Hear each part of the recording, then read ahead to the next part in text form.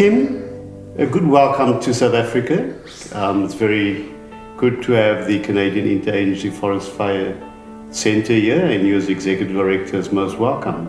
What was the purpose of your visit? Well, thank you, Trevor. Thank you very much for inviting me and allowing us to come here. Our meeting was twofold, really. As you know, we signed an arrangement between Working on Fire South Africa and the Canadian provinces and territories in 2015. And so we have an annual update and review of that operating plan and the conditions of our arrangement. And then also, of course, because of the situation we had in Canada in 2016, we needed to have a meeting to discuss what went wrong and what we can do about it going forward.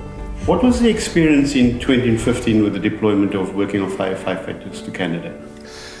We had a great experience in 2015 with the Working on Fire. As you know, Canada had a very busy fire season in 2015, and all of the provinces and territories in the western half of Canada were busy at the same time.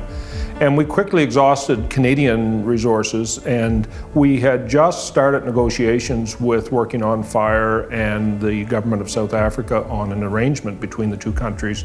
And we had the draft prepared, and we decided to mobilize some firefighters into Canada from Working on Fire. We signed the arrangement right away on the spot, and we brought up roughly 40 people, and they worked in the province of Alberta and the province of British Columbia.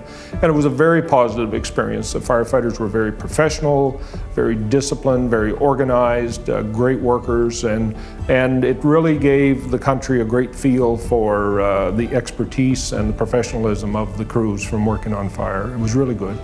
The 26th deployment was a large number of firefighters. We had 300 go off here in a Boeing 777, and with a spectacular arrival in Alberta, in Edmonton. The public response in Canada to the arrival there?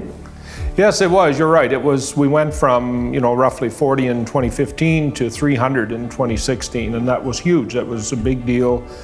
We chartered an Air Canada 777, and yes, they did arrive in Edmonton with great fanfare. The public were excited. We're happy to have young men and women from all the way from South Africa come to Canada to help with the terrible fire situation that was in the Fort McMurray area of Alberta at the time.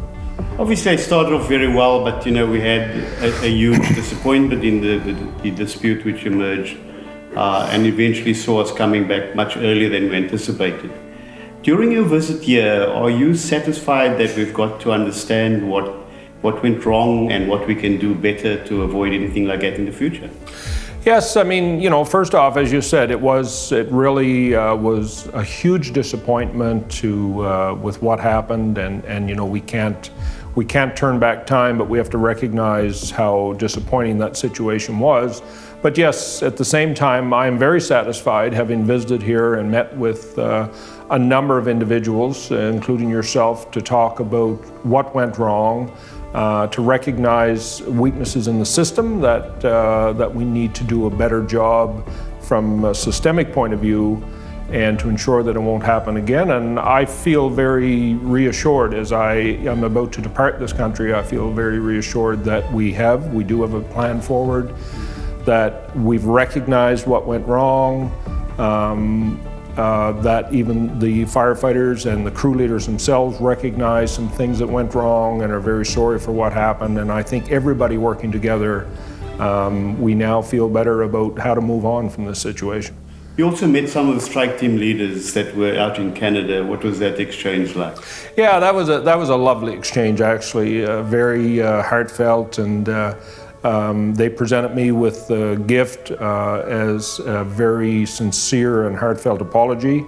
They presented me with a personal sealed letter, which was very personal and very sincere, and that it was a great thing for them to do. I think it was needed. I think they needed to do that, but at the same time, they did it more from the bottom of their heart as opposed to out of necessity, and so they deserve a lot of credit, and they're good people. They really are. As part of this visit, we also had the Director General of Forestry Canada, Mr. Mike Norton, who was also engaging with our government, and certainly it's our hope that all the government relationship agreements will be in place very soon.